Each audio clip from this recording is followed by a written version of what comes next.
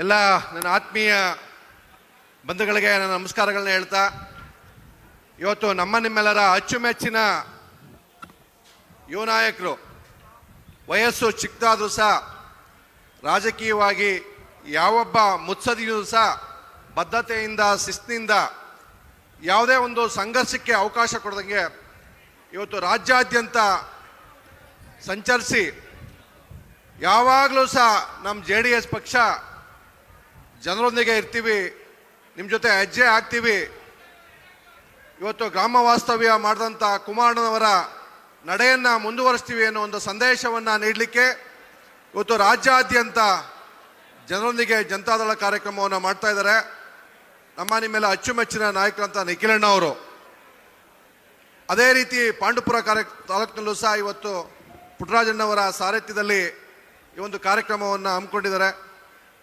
ಅದೇ ತಾವೆಲ್ಲರೂ ಸಹ ನೀವೆಲ್ಲ ಸಹ ಈ ಕಾರ್ಯಕ್ರಮದಲ್ಲಿ ಭಾಗವಹಿಸಿದ್ವಿ.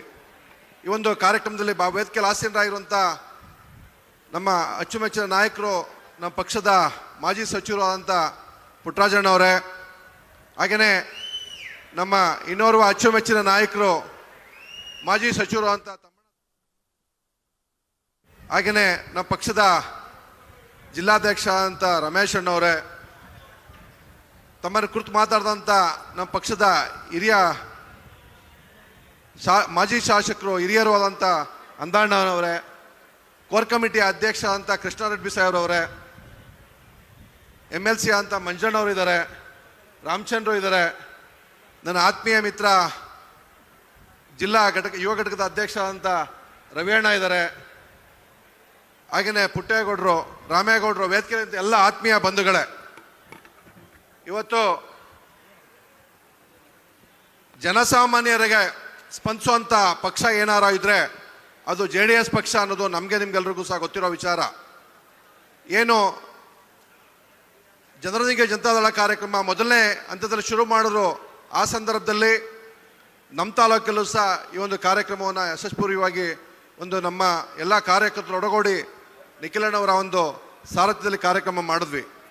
ಜೊತೆಗೆ ನಾವು ನಿಖಿಲಣ್ಣ ಜೊತೆಲಿ ಚಿಕ್ಕಮಗಳೂರು ಜಿಲ್ಲೆಯ ಕಡೂರು ತಾಲೂಕು ಸಹ ಹೋಗಿದ್ವಿ. ಆ ಸಂದರ್ಭದಲ್ಲಿ ಅನೇಕ ಜನರು ಮಾತಾಡ್ತಿದ್ರು, JDS ಪಕ್ಷಕ್ಕೆ ಕೆಲವು ಜಿಲ್ಲೆಗಳಲ್ಲಿ ನೆಲೆನೇ ಇಲ್ಲ ಅನ್ನೋ ಮಾತನ್ನು ಹೇಳ್ತಾ ಇದ್ರು. ಆದರೆ ಅಲ್ಲಿ ಬಂದಂಥ ಒಬ್ಬ ಸಾಮಾನ್ಯ ಯುವಕ, ಹೊಸದಾಗಿ ರಾಜಕೀಯಕ್ಕೆ ಪಾದಾರ್ಪಣೆ ಮಾಡ್ತಿರೋಂಥ ಒಬ್ಬ ಯುವಕ ಒಂದು ಮಾಡಿದಂಥ ಕಾರ್ಯಕ್ರಮ ಬೇರೆ ಪಕ್ಷಗಳಿಗೆ ನೋಡ್ಕೊಳ್ಳೋಂಥ ಒಂದು ಕಾರ್ಯಕ್ರಮ ಮಾಡೋರು. ಅದೇ ರೀತಿ ಇವತ್ತು ಪಾಂಡುಪುರದಲ್ಲೂ ಸಹ ತಮ್ಮೆಲ್ಲರ ಸಹಕಾರದಿಂದ, ಈ ಭಾಗದ ಎಲ್ಲ ಮುಖಂಡರ ಸಹಕಾರದಿಂದ ಒಂದು ಕಾರ್ಯಕ್ರಮ ಯಶಸ್ವಿಯಾಗಿ ನಡೀತಾ ಇದೆ. ನಮ್ಮ ಜಿಲ್ಲೆಯಲ್ಲಿ ಅಂದಾನಣ್ಣವ್ರು ಹೇಳಿದ್ರು ಮಾತಾಡ್ತಾ, ಕೇರ್ಪೇಟೆ ಒಂದು ಬಿಟ್ಟರೆ ಇನ್ನು ಬಾಕಿ ಕಡೆ ವ್ಯತ್ಯಾಸ ಆಗಿದೆ ಅಂತ. ನಾವು ಯಾರೂ ಸಹ ಧೃತಿಗೆಡೋದು ಬೇಡ. ನಮ್ಮೆಲ್ಲ ಸೀನಿಯರ್ ಲೀಡರ್ನ ನಾಯಕತ್ವದಲ್ಲಿ ನಮ್ಮ ಜಿಲ್ಲೆಯಲ್ಲಿ 7 ಸ್ಥಾನವನ್ನು ಗೆಲ್ಲಿಸೋದ್ರ ಮುಖಾಂತರ ಕುಮಾರಣ್ಣ ಮುಖ್ಯಮಂತ್ರಿ ಮಾಡಲಿಕ್ಕೆ ನಾವೆಲ್ಲರೂ ಸಹ ಪಣ ತೊಟ್ಟು ಕೆಲಸ ಮಾಡೋಣ ಅನ್ನೋ ಮಾತನ್ನು ಈ ಸಂದರ್ಭದಲ್ಲಿ ಹೇಳ್ತಾ, ಇವತ್ತು ದೇವೇಗೌಡ ಅಪ್ಪಾಜಿಯವರು ಅಂತ ಇಳು ವಯಸ್ಸಿನಲ್ಲೂ ಸಹ ನಮ್ಮ ಮಂಡ್ಯ ಜಿಲ್ಲೆಗೆ ಪ್ರತ್ಯಕ್ಷವಾಗಿ ಪರೋಕ್ಷವಾಗಿ ಎಲ್ಲ ರೀತಿಯಲ್ಲೂ ಸಹ ನಮ್ಮ ರೈತರ ಉಳಿವಿಗೆ ಸಹಕಾರ ಕೊಟ್ಟಿದ್ದಾರೆ.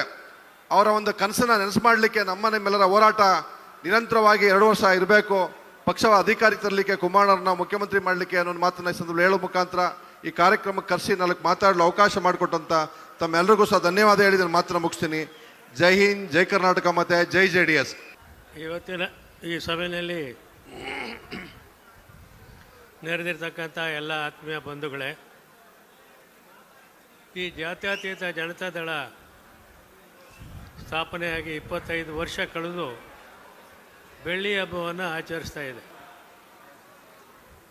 ಈ ರಾಜ್ಯದಲ್ಲಿ ಯಾವುದಾದ್ರೂ ಒಂದು ಪಕ್ಷವನ್ನು ಕಟ್ಟಿ ಒಂದು ದಶಕ ಕಾಲ ಆ ಪಕ್ಷ ಉಳಿದಂಥದ್ದು ಯಾವುದೂ ಇತಿಹಾಸದಲ್ಲಿ ಇಲ್ಲ. ಸನ್ಮಾನ್ಯ ದೇವೇಗೌಡರು ಕಟ್ಟಿದಂಥ ಪಕ್ಷ 25 ವರ್ಷಗಳನ್ನು ಪೂರೈಸಿ 26ನೇ ವರ್ಷಕ್ಕೆ ಕಾಲಿಟ್ಟಿದೆ. ಈ ರಾಜ್ಯವನ್ನು ಆಳಿದಂಥ ಎಲ್ಲ ಮುಖ್ಯಮಂತ್ರಿಗಳು, ಕೆಂಗಲ್ ಹನುಮಂತಯ್ಯನವರಿಂದ, ರಾಮಕೃಷ್ಣ ಹೆಗಡೆಯವರಿಂದ ಹಿಡಿದು ದೇವರಾಜ ಅರಸು ಇರ್ಬೋದು, ಗುಂಡೂರಾವ್ ಇರ್ಬೋದು, ಇನ್ನೂ ಅನೇಕರು, ಯಡಿಯೂರಪ್ಪನವರು ಇರ್ಬೋದು, ಇನ್ನೂ ಅನೇಕರು ಪಕ್ಷವನ್ನು ಕಟ್ಟಿದ್ರು. ಯಾವ ಪಕ್ಷವೂ ಕೂಡ 5 ವರ್ಷ ಉಳಿಯಲಿಲ್ಲ.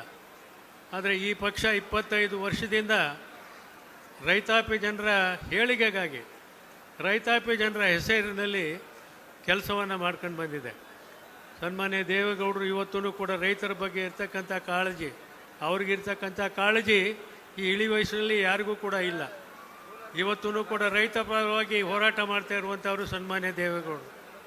ಹಾಗೆಯೇ ಕುಮಾರಸ್ವಾಮಿಯವರು 2 ಬಾರಿ ಮುಖ್ಯಮಂತ್ರಿಯಾಗಿ ಗ್ರಾಮೀಣ ಭಾಗದ ಜನರಿಗೆ ಏನೆಲ್ಲ ಸೌಲಭ್ಯಗಳು ಬೇಕು, ಶಿಕ್ಷಣ ಇರ್ಬೋದು, ನೀರಾವರಿ ಇರ್ಬೋದು, ಎಲ್ಲ ಕ್ಷೇತ್ರಗಳಲ್ಲೂ ಕೂಡ ಕೆಲಸ ಮಾಡಿ ರೈತ ಪರವಾದಂಥ ಕೆಲಸಗಳನ್ನು ಮಾಡಿ ತಮ್ಮ ಸೇವೆಯನ್ನು ಮಾಡಿದ್ದಾರೆ 2 ಬಾರಿ ಮುಖ್ಯಮಂತ್ರಿಗಳಾಗಿ.